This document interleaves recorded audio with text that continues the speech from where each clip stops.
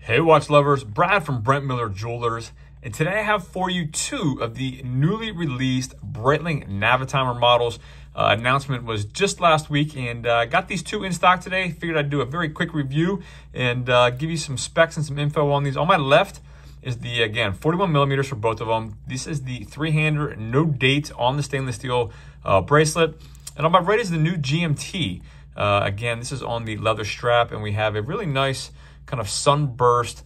I won't quite call it champagne, but it's not really silver or off-white either. So maybe I will call it champagne, but a really nice contrast with the red second hand and GMT hand here. Let me give this a little juice to get that hand moving for you. So the specs on these are essentially identical, really, except for the movement. The size of them is the exact same. And again, I measured these diagonally across the case. So above the crown, diagonally across at 40.7, just shy of 41 millimeters. And then directly across the kind of notched bezel here, the same exact 40.7. So that's what I got going across the bezel from 3 to 9. And then the crystal, a little bit hard to measure because there's not really a lip to get those calipers on, but around 37 millimeters. So a pretty good sized crystal that lets these wear pretty nice on wrist. 11.9 millimeters thick, and that is for the three-hander and for the GMT. I measured the exact same thickness on both of them. 46.8, so a pretty compact lug tip to lug tip, which has been pretty standard amongst the newer released Breitlings. The Super Oceans, the Navitimers, all got a little shorter lug to lug. These are no different at 46.8.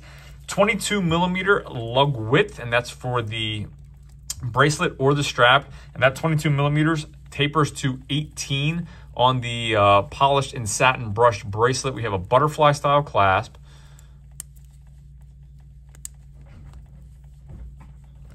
And underneath here on the three-hand model is the caliber B17.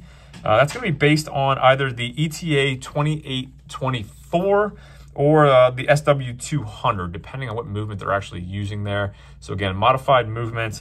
I'm trying to think here. 38 hours of power reserve from memory. I'll confirm that. I did not actually look at that on the website, but I believe around 38, sometimes 40. So about 40 hours, give or take, power reserve on this movement.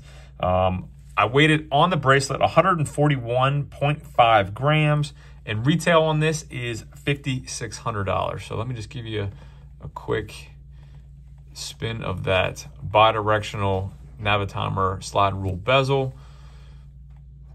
Again, signed but non-screw down crown, 30 meters of water resistant. It's going to be it's going to be the same on both this model and the GMT. You see you have a sunburst blue dial, red tip second hand. Again, I'll get this on wrist here shortly. And then the GMT, again, the same dimensions, everything's the same, except we are using the caliber B32 underneath that stainless steel case back there. And again, that B32 movement is based on the ETA 2893 or the SW330 movement with the GMT complication. You can see we do have a date window here at 6 o'clock that we don't have on the three-hander. White non-color matched date wheel there. So we do have a white date wheel that matches the outer slide rule kind of chapter. I call it a chapter ring, but the slide rule here on the outside, you can see there is a slight difference in color on the outer scale compared to the dial itself. That sunburst effect in the center. It does, it is cut out or recessed there, so it gives you some additional depth to the dial, which I do like. It's not just kind of flat there, so you get a little bit more depth on that GMT model compared to your three-hand model. That is a little bit flatter just on the dial itself. So overall, I think they're both aesthetically pleasing. Let me get these both on wrist. I have rambled on long enough. I should have told you too, on the leather strap, I weighed it at 84.2 grams. We have a deployant strap clasp on the leather strap. And the GMT on the strap retails at $5,850. As we get additional models in, I will certainly review both. The screws here, no micro adjustment, but we do have half links on both sides on the bracelet. So again, I have a 6 3/4 inch wrist. The bracelet's actually a little bit larger than some others. A lot of extra room here, so let me pull that down for you a little bit.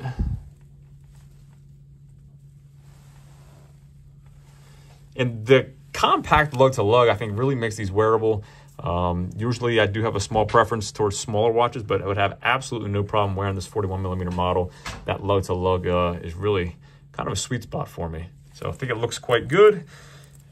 And let me get the GMT on real quick.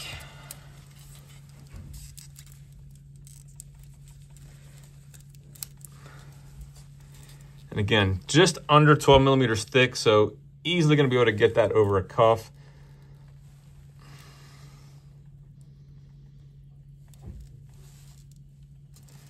I hit the lights for you.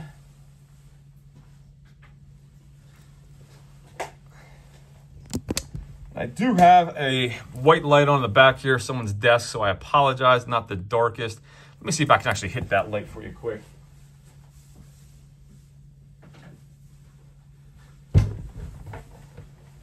All right, a little bit better there. So hopefully you get the lume. Let me know what you think of these new Navitimers. Again, 41mm, the auto, no date, versus the GMT with the date. Are you a fan of either one of them? And be interested to see what your comments are. As always, thanks for viewing. If there's anything I can do for you, shoot me an email, brad@brentlmiller.com, and we'll see you in the next video.